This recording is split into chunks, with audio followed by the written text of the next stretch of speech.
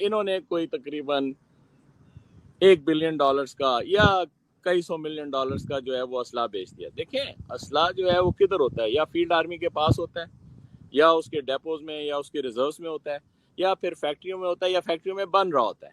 اچھا, یہ جتنا مرضی پاکستان کہے کہ جی ہم انڈیجنس طور پر, آپ نے ایک گولی بھی بنانی ہوتی ہے نا, ایک چھوٹی سی بلٹ بھی بنانی ہوتی ہے, تو اس کے اندر ایک نہ ایک عنصر ایسا آ جاتا ہے جو آپ نے امپورٹ کرنا ہوتا ہے. ٹھیک ہے نا, کوئی چیز, یہ دنیا میں ہر جگہ ہوتا ہے, یہ کوئی ایسی جگہ پہ نہیں ہوتا ہے کہ ہر چیز, شاید ایک دو ایسی چیزیں ہوں جو کہ آپ شروع سے لے کر آخر تک بناتے ہوں, لیکن جیسے جیسے ابھی جو جتنے بھی میونیشنز آف وار ہیں, جتنے بھی ہتھیار ہیں, یہ بڑے کمپلیکیٹ ہو گئے ہیں. ٹھیک ہے نا, اور ان کی کمپلیکیشن کی وجہ سے آپ کو حصے پرزے جوڑ کر کوئی چیز بنانی پڑتی ہے. جب وہ چیزیں آپ بناتے ہیں تو آپ کو کئی جگہ سے اس کا جو خام مال ہے وہ, اور پھر اس کے حصے پرزے جو ہیں وہ کچھ لینے پڑتے ہیں. آپ کو پتہ ہے کہ آج کور کمانڈر کانفرنس کا اعلامیہ کیا آیا ہے؟ کہ پاکستانی قوم سیاسی, اخلاقی اور ہر طرح سے فلسطینیوں کے ساتھ ہے. قوم, یہ نہیں کہا کہ جن کے پاس بندوقیں ہیں اور ٹینکیں ہیں وہ ساتھ کھڑے ہیں. ان کے جہاز فیول ڈلے ہوئے ہیں اور تیار ہیں. امت کا دفاع کرنے کے لیے ہمارا ایٹمی نظام بھی ہے, ہمارے میزائل بھی تیار ہیں, اور ان کا رخ اسرائیل کی طرف ہے. اس وقت یہ بیان آنا چاہیے تھا, لیکن بیان نہیں آیا کہ قوم آپ کے ساتھ کھڑی ہے. مطلب یہاں بھی سویلینز کو آگے کر دیا گیا ہے, جنہوں نے غزوہ ہند لڑنی تھی, جنہوں نے حضرت مہدی کی فوج بننا تھا, ان کے حالات آج کل یہ ہیں. فیلڈ آرمی جو میجر پورشن ہے آپ کی آرمی کا, وہ ایک سائڈ پہ ہو گیا ہے, اور اس کے جتنے بھی میکینزمز ہیں, اس کے جتنے بھی آپریشنل یا ایڈمنسٹریٹو پروسیجرز ہیں, وہ سارے جو ہے نا وہ سائڈ پہ ہو گئے ہیں.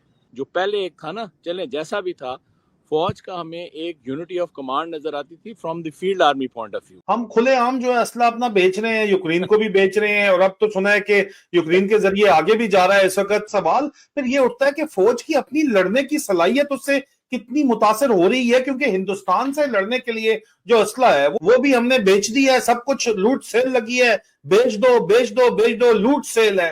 تو لوٹ سیل کا اعلان ہے, پاک فوج کا اسلحہ بک رہا ہے, جی ایس ریزرو تک بک رہا ہے. یہ جو لوگوں کو سمجھ آ گیا کہ مسائل کی جڑ کیا ہے, حقیقی آزادی کیوں ضروری ہے, آئین قانون کی بالادستی کیوں ضروری ہے, ہمارا ترقی کرنا کیوں ضروری ہے, پاکستان کا امیر ممالک میں شامل ہونا کیوں ضروری ہے, ہمارا ٹیکنالوجی میں آگے بڑھنا کیوں ضروری ہے, ٹورزم کو بڑھانا کیوں ضروری ہے, مال کمانا کیوں ضروری ہے, تاکہ اس جنگ کی تیاری ہو. اور ایک دن پاکستان تیار ہوگا, ابھی نہیں ہے موجودہ حالت میں. جس طرح کے حکمران ہیں, جس طرح کے حالات ہیں, ابھی پاکستان بالکل اس جنگ کے قابل نہیں ہے. نہ کوئی ہمارا ادارہ اس قابل ہے, اور نہ ہمارے عوام بھی اس قابل ہیں ابھی تک. جب ہم بن جائیں گے تو شاید ہمیں یہ موقع ملے گا مستقبل میں, کہیں جب بھی ایسا ہوگا. اگر آپ نے اپنا جی ایس ریزرو ڈپلیٹ کر دیا ہے تو آپ اپنی وار کیپیبلٹی کدھر لے کر چلے گئے. ٹھیک ہے نا, یہ تو صرف سیدھا سیدھا جو میونیشنز آف وار ہے اس کی میں بات کر رہا ہوں. یہ جو انٹرسیپٹ نے جو بہت کلیئر طریقے سے, اوپن طریقے سے پاکستان آرمی کی انوالومنٹ یوکرین میں بتائی, کب شروع ہوئی اور کس طرح اس کا تسلسل جاری ہے, اس کے ڈائریکٹ اثرات, وہ جو پہلی بات کی ہم نے لیجٹمیسی وغیرہ کی کہ یہ کریٹ کرنے, وہ تو اپنی جگہ پر نا, لیکن اس کا ڈائریکٹ تعلق ہے کہ پاکستان ملٹری کی اپنی جو ہے وار فائٹنگ کیپیبلٹی کے اوپر کتنا نیگیٹو اثر. کیا آپ سمجھتے ہیں کہ جو کچھ امریکہ کر رہا ہے روس اور چین کے ساتھ مختلف محاذوں پہ, پاکستان جس طرح سے لیٹا ہے امریکہ کے سامنے جا کے اور اپنا وزیر اعظم اٹھا کے, کیا چین آپ سے خوش ہو جائے گا؟ آپ نے اس کے دشمن کی گود میں سر رکھ دیا ہے, آپ اس کے دشمن کی گود میں جا کے بیٹھ گئے ہیں.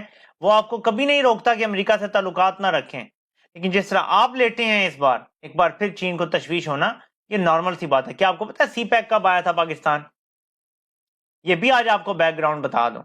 جب سلالہ چیک پوسٹ کا واقعہ ہوا, اور یہ 2013 کے الیکشن سے پہلے کا واقعہ ہے, ہم نے امریکہ کی سپلائی لائن ایک روٹ بند کیا, ہم نے امریکہ سے اڈے خالی کروائے. جب ہم نے خالی کروا لیے تو اس کے بعد یہ سی پیک کا معاملہ شروع ہوا. آپ کو لگتا ہے یہ مذاق ہے کہ آپ امریکہ کے آگے بھی لیٹیں گے اور چین بھی آپ کو سب کچھ دے دے گا؟ 13 سال آپ امریکہ کے سامنے جب پہلی بار لیٹے, مشرف سے لے کر और 2013-14 तक जब पूरी तरह लेटे हुए थे, जब तक सलाला चेक पोस्ट का वाकया नहीं हुआ, चीन ने आपको घास नहीं डाली। चीन ने तब घास डाली जब आपने अमेरिका को यहां से चलता किया। अब आप वापस अमेरिका को ले आए हैं, अब चीन आपको दोबारा आपकी औकात पे रखेगा और आपने फिर घाटे का सौदा किया कि चीन यहाँ की लोकल पावर है, रीजनल पावर है और एक आलमी ताकत बन गई है। आप फिर 7 समंदर पार अमेरिका की गोद में बैठे हैं। आपको वो किसी तरह भी और किसी भी वक्त भारत के मुकाबले में मदद नहीं करेगा, जबकि चीन करता रहा है और आइंदा भी शायद करेगा मजबूरी में, लेकिन अब उस तरह नहीं करेगा जैसे पहले करता था, अगर आपने अपना किबला दुरुस्त ना किया। इस वक्त बाकायदा तौर के ऊपर फौज में जो एक मेन स्ट्रीम फौज है उसका पड्डा होते हुए नजर आ रहा है गस्तापो फौज के साथ। कोर ऑफ मिलिट्री इंटेलिजेंस को जनरल कियानी ने एक फॉर्म करना शुरू किया, एक पैरेलल कमांड, जिसके जरिए उन्होंने कमांड जो है कहा जी, क्योंकि खुद वो DJSI DJMI रहे हुए थे, कि उन्होंने कहा कि अब ये CMA के जरिए हम चलाएंगे पूरे का पूरा सिस्टम, हम प्रोएक्टिवली फौज टेक ओवर नहीं करेगी। मुशर्रफ के बाद इन्होंने फैसला किया, लेकिन अंदर खाते हम चलाएंगे काम, और वो हम कोर ऑफ मिलिट्री इंटेलिजेंस, जिसको हम अपनी फौजी जुबान में गस्तापो कहते हैं, कि गस्तापो के अफसरों के जरिए चलाएंगे।